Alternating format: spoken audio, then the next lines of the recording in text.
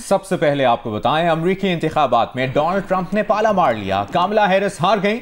Trump के दूसरी बार सदर मुंतखब होने पर उनके हामियों और खुद उन्होंने जश्न मनाया। खिताब में कहा कि नई जंगें शुरू ना करने और जारी जंगों को रोकने का अपना इंतखाबी वादा दोहराया। फलस्तीनी तंजीम हमास ने ट्रंप की जीत पर रद्द-ए-अमल में जंग बंद करने के इंतखाबी वादे को ट्रंप की बड़ी आजमाइश करार दिया। कहा कामला हैरिस की शिकस्त दरअसल गजा पर डेमोक्रेट्स के मुजरिमाना मौक़िफ़ की कीमत है।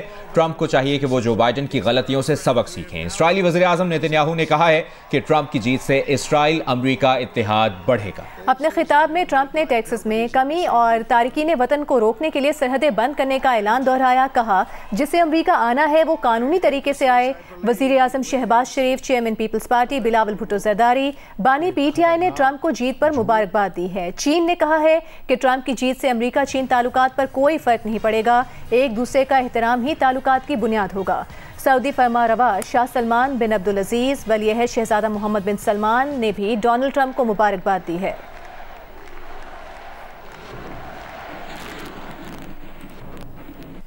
डोनाल्ड ट्रंप अमरीकी सदारती इंतखाबात में कामयाब हो गए हैं। अमरीकी रियासत पेंसिल्वेनिया से भी डोनाल्ड ट्रंप कामयाब हो गए हैं। पेंसिल्वेनिया में इस वक्त क्या माहौल है, बता रहे हैं हमारे नुमाइंदे अयाज अकबर यूसुफ सईद।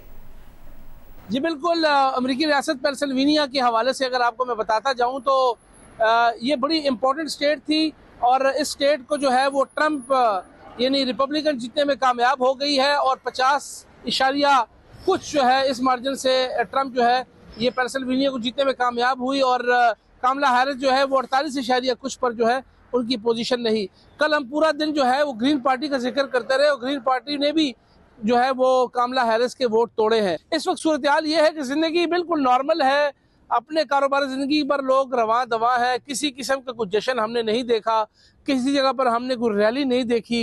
रिपब्लिकन जो है वो खुश है, डेमोक्रेट जो है वो परेशान है क्योंकि पिछली दफा डेमोक्रेट के नाम रहा पेंसिल्वेनिया और हमने जो 2-3 दिन से आपको कवर किया, हम इसी बात पे आपको बावर भी करवाते रहे क्योंकि ग्राउंड रियलिटी यही थी कि जो पेंसिल्वेनिया को जीतेगा वो बनेगा सदर। तो ट्रंप ने साबित कर लिया, उन्होंने पेंसिल्वेनिया को जीत लिया। पेंसिल्वेनिया ने जो स्विंग स्टेट के हवाले से एक मशहूर है, उन्होंने फिर साबित किया कि पिछली दफा पेंसिल्वेनिया डेमोक्रेट का था, इस दफा रिपब्लिक का साबित हुआ। और अब बात करेंगे डोनाल्ड ट्रंप के बारे में इस दिलचस्प हकीकत की कि ट्रंप सदर तो मुंतखब हो गए हैं लेकिन उनके खिलाफ 4 क्रिमिनल केसेस अब भी चल रहे हैं। एक में उन्हें मुजरिम करार दिया जा चुका है। अमेरिका में इससे पहले कभी किसी मुजरिम को सदर मुंतखब नहीं किया गया, ना ही किसी साबिक सदर पर क्रिमिनल चार्जेस लगे हैं। डोनाल्ड ट्रंप कई मरतबा कह चुके हैं कि वो सदर बने तो खुसूसी काउंसिल के जैक स्मिथ को नौकरी से निकाल देंगे और अपने खिलाफ फेडरल केसेस खत्म कर देंगे। अमरीकी माहिरीन के मुताबिक ट्रंप के खिलाफ फेडरल केसेस खारिज हो सकते हैं और रियासती क्रिमिनल केसेस उनकी सदारती मुद्दत तक मुंजमद किए जा सकते हैं।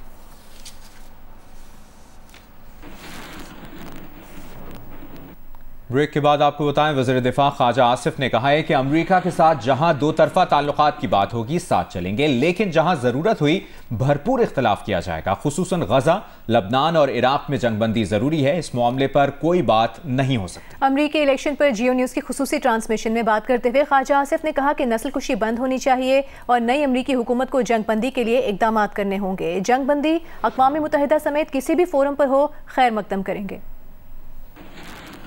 जहां जहां हमारे और अमेरिका के मफादात कन्वर्ज करेंगे डेफिनेटली मिलकर काम करेंगे, लेकिन जहां पे हमारे और अमेरिका के मफादात में कोई टकराव हुआ तो उसमें कोई रास्ता निकालने की कोशिश करेंगे कि टकराव ना हो। लेकिन जहां पे अमेरिका और हमारे मफादात में एक डायरेक्ट क्लैश हो और उसमें रास्ता ना निकल सका हो, मसलन गजा है, मसलन लबनान है, मसलन ईरान है, जहां जहां जंग जो है अमेरिका की सरपरस्ती में इस वक्त जारी है, तबाही का एक बाजार गर्म हुआ है। अगर वो जंग बंद करते हैं तो उसके ऊपर फिर कोई रास्ता जो है मिलके पोस्ट सीज फायर जो है कोई रास्ते मिलके अक़वाम मुत्तहिदा के प्लेटफॉर्म से या किसी और प्लेटफॉर्म से निकाले जा सकते हैं, वहां भी मिलजुल के काम हो सकता है। लेकिन अगर ये जंगें जारी रहें और तबाही का जो है बाजार गर्म रहा और जो है बेगुनाह शहरियों का जो है वो कत्लेआम होता रहा और अमेरिका उसकी पुष्टबनाई करता रहा, तो ये एक इशू जो है मैं एक्सेप्शन दूंगा जिसमें मिलजुल के काम नहीं हो सकता। पीटीआई के रहनुमा रऊफ हसन कहते हैं कि पीटीआई ने कभी उम्मीद नहीं लगाई कि ट्रंप के जीतने से बानी पीटीआई आज़ाद हो जाएंगे। उनकी रिहाई के लिए हमेशा अदलिया, पार्लिमान और पुरअमन एहतजाज का सहारा लिया। अमरीकी इंतखाबात पर जियो न्यूज़ की खुसूसी ट्रांसमिशन में गुफ्तगू करते हुए रऊफ हसन बोले, अमरीका में पीटीआई के लोगों ने बानी की रिहाई के लिए मुहिम चलाई। इस दौरान उनकी डोनाल्ड ट्रंप की टीम से भी 2 बार मुलाकात हुई, जिसमें मामले को तरजीही बुनियादों पर देखने की यकीन दहानी कराई गई। ये उम्मीद हमने कभी नहीं लगाई कि जी ट्रंप के जीतने से इमरान खान साहब को आज़ाद कर दिया जाएगा या आज़ाद हो जाएंगे वो या आज़ाद करवा लिया जाएगा। हमने हमेशा पाकिस्तान के इदारों में उसमें जुडिशरी भी है, उसमें पार्लियामेंट का फ्लोर भी है और उसमें हमारा जो है पुरअमन एहतजाज करने का जो हमारे पास आईनी हक है उसका इनके ऊपर बेस किया है। और अभी तक हमारी जो पिछले 15 माह से जब से खान साहब पाबंद सलासल हैं, हमने इन्हीं प्लेटफॉर्म्स का इस्तेमाल करके खान साहब की आज़ादी के लिए काम किया है। तो ये कभी भी हमारे किसी लीडर ने कभी भी नहीं कहा, ना ही हमारी इंटरनल मीटिंग्स में कभी ये डिस्कस हुआ है कि ट्रंप आएगा और ट्रंप खान साहब को आज़ाद कराएगा। ये एक प्रोपेगेंडा के तौर के ऊपर पेश किया जाता रहा है। हमारा जो डायस्पोरा है अमेरिका में, उन्होंने डेफिनेटली इस इशू को जो खान साहब की इनकार्सरेशन है, जिसको हम इलीगल एंड अनकॉन्स्टिट्यूशनल इनकार्सरेशन कहते हैं, उसके बारे में उन्होंने दुनिया के मुख्तलिफ ममालिक में आवाज उठाई है, इंक्लूडिंग अमेरिका की 2 या 3 मीटिंग्स भी हुई हैं ट्रंप की जो टीम है उसके साथ, जहां ये एश्योरेंस मिली है कि जी हम इसको प्रायोरिटी कंसिडरेशन देंगे। गवर्नर पंजाब सरदार सलीम हैदर ने कहा है कि डोनाल्ड ट्रंप की जीत से पाकिस्तानी सियासत पर कोई फर्क नहीं पड़ेगा। जिन्हें कोई उम्मीद है वो अहमकों की जन्नत में रहते हैं। लाहौर में एक तकरीब से खिताब में उन्होंने कहा कि आर्मी चीफ की मुद्दत 5 साल करना वक्त की जरूरत थी, इससे जमहूरियत में बेहतरी आएगी।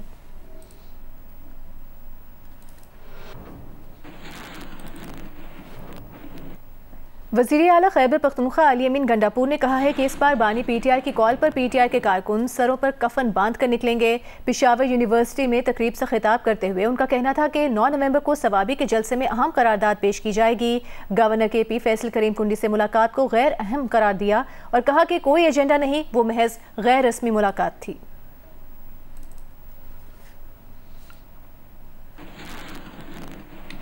रहनुमा नून लीग राना सनाउल्लाह ने कहा है कि पीटीआई वाले खुश तो हो रहे हैं, लेकिन अंदाजा नहीं कि वो क्यों और किस बात पर खुश हो रहे हैं। अमरीकी इंतखाबात पर जियो न्यूज़ की खुसूसी ट्रांसमिशन में बात करते हुए राना सनाउल्लाह ने कहा कि उनका नहीं ख्याल कि अमरीकी इलेक्शन के बाद पाकिस्तान पर कोई दबाव आ सकता है। अगरचे 9 मई जैसा नहीं, लेकिन अपने हिमायतियों को जमा करके हमला तो ट्रंप ने भी किया था। रहनुमा पीटीआई वलीद इकबाल ने कहा कि अमेरिका हो या कोई और मुल्क, सिफारती ताल्लुकात को बरकरार और बेहतर रखने को वेलकम करते हैं। डोनाल्ड ट्रंप के दौर से उम्मीद है कि पाक अमेरिका ताल्लुकात में बेहतरी आएगी। ब्रेक के बाद आपको बताएंगे सुप्रीम कोर्ट में अगले 2 रोज़ में 2 अहम इजलास होंगे। एक इजलास इंसदाद दहशतगर्दी अदालतों के इंतजामी जजेस से मुतालिक होगा। ये कल होगा इजलास। चीफ जस्टिस पाकिस्तान याहिया आफरीदी सदारत करेंगे। ATC के इंतजामी जजेस को अमल दरामद रिपोर्ट्स के हमरा बुलवाया गया है। दूसरा इजलास 8 नवंबर को सुप्रीम जुडिशल काउंसिल का होगा। सुप्रीम जुडिशल काउंसिल इजलास की सदारत chief justice of Pakistan Yahya Afridi करेंगे।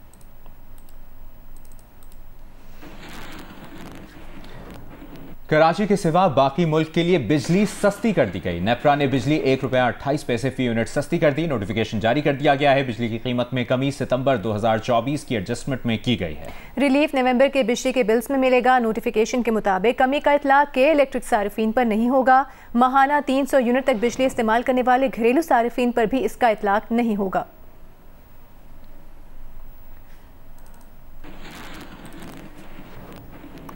और अब आपको बताते हैं, हुकूमत पंजाब ने स्मॉग की शिद्दत के पेश नज़र लाहौर, गुजरांवाला, फैसलाबाद और मुल्तान डिवीजन में मास्क की पाबंदी लाजमी करार दे दी है। ये पाबंदी 31 जनवरी तक बरकरार रहेगी। इससे पहले इन्हीं 4 डिवीजन्स में तालीमी इदारे 17 नवंबर तक बंद किए जा चुके हैं। निजी और सरकारी इदारों को 50% वर्क फ्रॉम होम करने की हिदायत कर दी गई है। आज सुबह भारत से आने वाली आलूदा हवाओं के बायस लाहौर का एयर क्वालिटी इंडेक्स 1100 से जायद हो गया था। लाहौर शहर और इसके अतराफ में आज भी स्मॉग पूरी शिद्दत से मौजूद है। शहरी सांस और गले की बीमारियों का शिकार हो रहे हैं। शहर में इस वक्त क्या सूरत हाल है, ये जानते हैं नुमाइंदा जियो न्यूज़ मियां आबिद से। जी, लाहौर की फिजा दिन ब दिन आलूदा होती जा रही है और इस आलूदगी में दिन ब दिन इजाफा भी होता जा रहा है। आज का एयर क्वालिटी इंडेक्स जो रिकॉर्ड किया गया है वो 1133 रिकॉर्ड किया गया है। 4 डिवीजन लाहौर, गुजरांवाला, फैसलाबाद और मुल्तान डिवीजन में मास्क पहने बगैर शहरी जो है वो बाहर घरों से नहीं आ सकते। सरकारी मुलाजमिन और आम शहरी तो बड़ी दूर की बात है कि वो मास्क लगाएं, वो भी मास्क नहीं लगा रहे। स्कूल और कॉलेजेस जो हैं वो 17 नवंबर तक बंद कर दिए गए हैं, यानी 12वीं जमात तक और इसके साथ ओ लेवल के जो तालिब इल्म हैं उनके जो इदारे थे, तालीमी इदारे, वो 17 नवंबर तक बंद किए गए हैं। ये तो नोटिफिकेशन के जरिए हो गया, लेकिन हम इस वक्त देखते आ रहे हैं कि तमाम बारबेक्यू सेंटर्स भी खुले हुए हैं, चिंची रिक्शे भी चल रहे हैं। तो ट्रैफिक पुलिस को कहा गया था कि पार्किंग एरियाज जो हैं उनके ऊपर भी जहाँ पर गाड़ियाँ ज़्यादा खड़ी होती हैं उनको ख़त्म कराया जाए। सड़कों के ऊपर जो पार्किंग बनाई गई है लेकिन वो भी बदस्तूर उसी तरह मौजूद हैं। तो इस तरह जो अमली इक़दाम हैं वो देखने में नहीं आ रहा है। सिर्फ सोशल मीडिया और नोटिफिकेशन की हद तक के खबरें चल जाती हैं कि जी लॉकडाउन करार दे दिया गया है, ये कर दिया गया है, वो कर दिया गया है, लेकिन क्वालिटी इंडेक्स जो है वो दिन ब दिन बढ़ता जा रहा है। जी। Chairman cable association of Pakistan Khalid Arain ने चेयरमैन पेमरा सलीम बेग से मुलाकात में डिजिटल प्लेटफॉर्म्स, गैर कानूनी IPTV और मोबाइल ऐप्स पर गैर कानूनी भारतीय मवाद दिखाए जाने पर गहरी तशवीश का इजहार किया है। चेयरमैन पेमरा से मुलाकात में खालिद अराई का कहना था कि इस तरह के मवाद के आज़ादाना नशर होने की वजह से मुल्क की केबल इंडस्ट्री को शदीद नुकसान का सामना है। इस किस्म के गैर अखलाकी मवाद को नशर होने से फौरी तौर पर रोका जाए। चेयरमैन पेमरा ने तमाम मीडिया प्लेटफॉर्म्स बशमूल डिजिटल मीडिया पर सिर्फ मंजूर शुदा TV चैनल्स की नशरियात को यकीनी बनाने पर जोर दिया है और गैर कानूनी IPTV के खिलाफ सख्त अहकामात जारी किए हैं।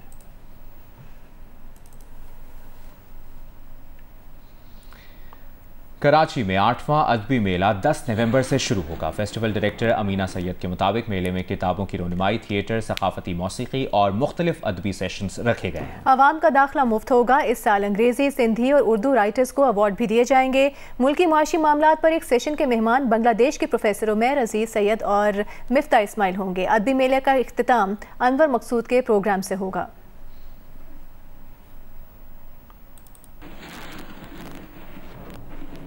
यहाँ आपको बताएंगे डोनाल्ड ट्रंप की जीत के बाद आलमी मंडी में सोने का भाव कम हो गया है। $10 कमी के बाद 1 आउंस सोने की कीमत अब $2,727 हो गई है। पाकिस्तान में 1 तोला सोना 1,000 रुपये सस्ता होकर 2,82,200 रुपये का हो गया। 10 ग्राम सोने की कीमत 857 रुपये कम होकर 2,41,941 रुपये हो गई है। एक बार फिर बात करेंगे अमरीकी सदारती इंतखाबात की। अमरीका के दारुल हुकूमत वाशिंगटन में डोनाल्ड ट्रंप की जीत के बाद इस वक्त क्या सूरत हाल है, ये बता रहे हैं वाजिद अली सैयद। जी, यहाँ पर माहौल अफसुर्दा भी है और दहशतज़दा भी। ये तो अंदाजा था कि मुकाबला कांटे का होगा, लेकिन ये अंदाजा नहीं था कि डेमोक्रेटिक पार्टी या कमला हैरिस इतनी बुरी तरह से हार जाएंगी। चूंकि यहाँ ये एक डेमोक्रेटिक सिटी है, हमेशा से डोमिनेंट रही है, उस वजह से भी यहाँ पर बहुत ज्यादा ये खदशा पाया जाता है कि गुज़िश्ता 4 सालों में जब ट्रंप सदर थे उस वक्त इस शहर के ऊपर क्या गुजरी थी, इस शहर के लोगों के ऊपर क्या गुजरी थी और मुल्क को किस तरह चलाया गया था, वो भी एक दोबारा रेजोनेट कर रहा है, दोबारा वापस आ रहा है। तो इस वजह से कुछ सौंबर सा है, बहुत अफसरदगी पाई जाती है। साथ में इसका भी एहसास किया जा रहा है कि डेमोक्रेटिक पार्टी ने इतनी बुरी तरह लूज कैसे किया और इसके ऊपर भी अब डिस्कशन होनी शुरू हो गई है। वज़ीर आज़म शहबाज शरीफ इस्लामाबाद में चीन के सिफारत खाने पहुंचे, चीन के सफ़ीर से मुलाकात की। वज़ीर आज़म ने गुज़िश्ता रोज़ कराची में चीनी शहरियों पर फायरिंग के वाक़े की मज़म्मत की और कहा कि वाक़े में मुलविस अफराद को गिरफ्त में लेने के अमल की खुद निगरानी कर रहे हैं। ज़ख्मी चीनी शहरियों को बेहतरीन तिब्बी सहूलियात फराहम करने की हिदायत दे चुके हैं। चीनी सफ़ीर ने वज़ीर आज़म की सिफारत खाने आमद पर शुक्रिया अदा किया और कहा कि उम्मीद है वज़ीर आज़म वाक़े के ज़िम्मेदारों को जल्द कैफ़रे किरदार तक पहुँचाने में अपना किरदार अदा करेंगे।